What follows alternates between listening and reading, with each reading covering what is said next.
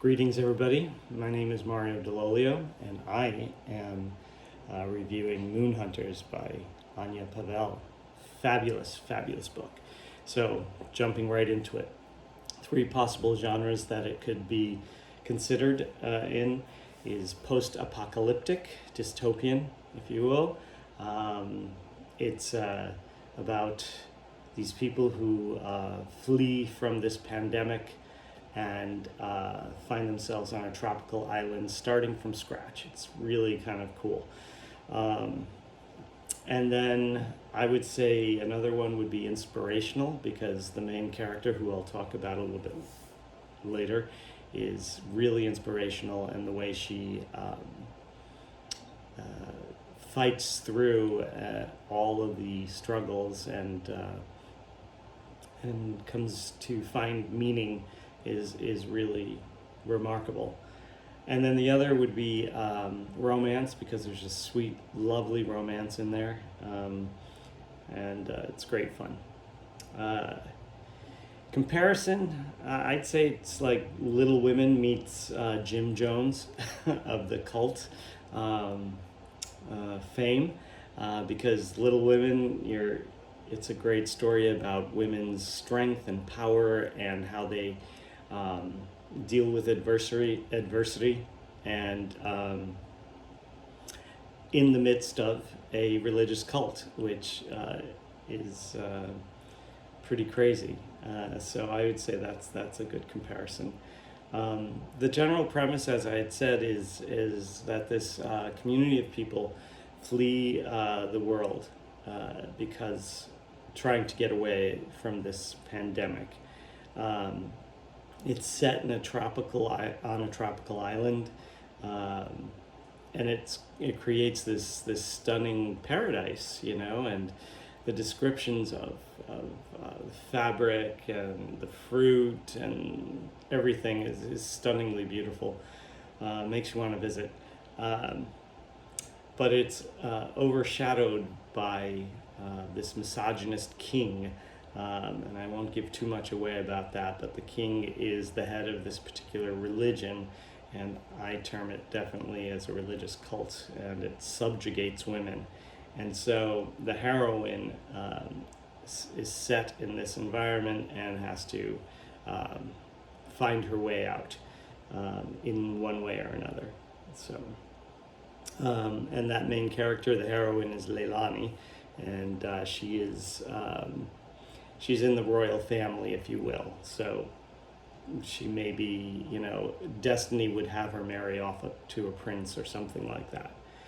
My favorite side character, and this is without a doubt, my favorite side character is definitely Leilani's grandmother, who was a former queen, and she uses her status and power in ways that help Leilani figure things out for herself. So, it's really, she's like with her in her fight, but does it in her own way, like perhaps from a different generation, and it's really kind of inspiring. And is this deep and meaningful or light and fluffy? That's a hard question, because I tend to find a deeper meaning in much of my reading, and being an ethics teacher and teaching high school forever, I found it to be deeply meaningful. Watching this main character, Leilani, kind of struggle through a patriarchal society, and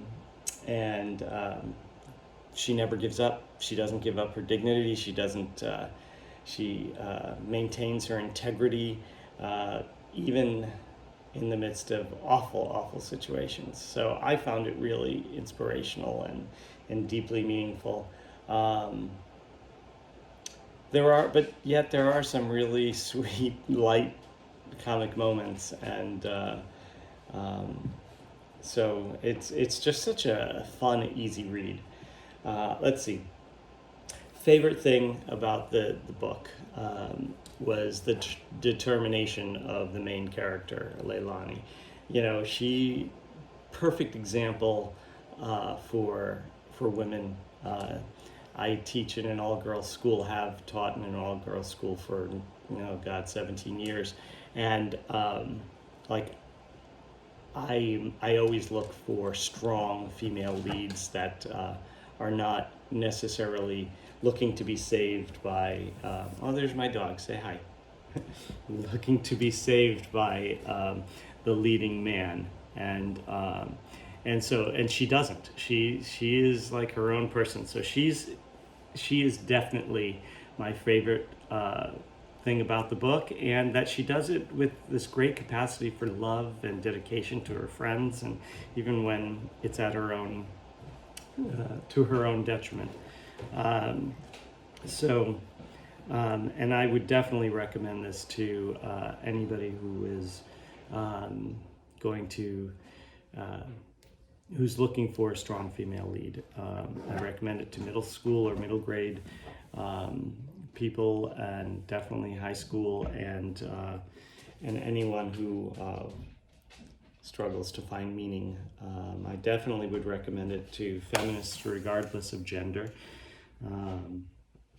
And who should who should think carefully about before reading this one? I'd say anyone who is a leader of a religious cult. I don't think you'll like it. And anyone who is hell bent on the patriarchy and subjugating women. If you don't think women are equal, then this isn't the book for you. But maybe it is. Maybe you're the ones who really need to read it.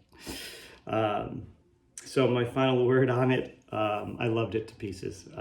It was so complex yet so accessible. It was easy reading style. Anya Pavelle has a really great pacing and good tension in it and resolution. It's a great piece. I really loved it. So there it is, Moon Hunters by Anya Pavelle. 5-star, loved it. Loved it, loved it, loved it. All right, so what about my book? Well, I happen to have them right here. All right, so this one here, Coming About, is a true story about my husband and I, and that's him in the picture there, on the boat that, nearly sank on a couple of occasions. And we were leaving an idyllic life in San Francisco and decided to sail to a tropic island, St. Thomas in the Virgin Islands, and things didn't go as planned. And so that's what it's about. The main character is me and Jim. Okay, so it's the two of us. So I guess the comparison, this would be adrift, maybe. Any sailing adventure that doesn't quite go well would be a good comparison. But Adrift was a recent movie and book that came out that it's very similar to. And why did I write it? It was my story. I had to tell it. It was just so fantastic in the sense of unbelievable. And I was asked to tell it millions of times, and I was like, all right, I'm writing it down so I don't have to tell the story anymore. And you should read it because it's exciting. I look for meaning in tragedy, and that's what that's all about. And it's done tongue-in-cheek, so there's a lot of fun. And then, Body and Soul. This is a coming-of-age story and a coming-to-terms with getting older story. So it goes back and forth between the 80s, first love, coming out. The main character is Luca, and he's in love with Brad, and struggles with his faith and wanting to be a priest, and his love for the man that he just met. And then as it goes to the older characters, it's a bishop who re-encounters his youthful love, and sparks fly. So it's a great fun. It's got a lot of tension. It's got a lot of heart to it, a lot of love, pulls at your heartstrings. Anyway, that's why you should read that one. Anyway, thanks so much, Ross Young, for doing this, and we all think you're fabulous. Cheers.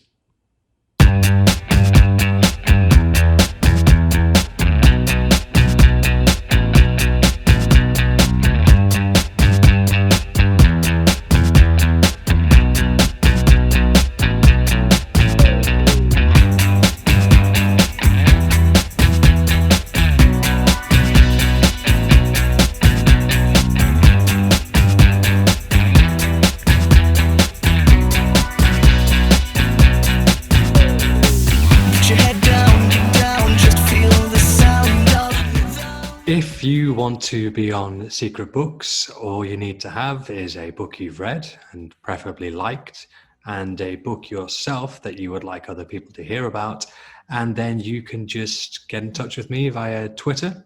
It's Ink Disregarded at Twitter is my handle. That I will put that on the screen. I don't know where I'll put that on the screen.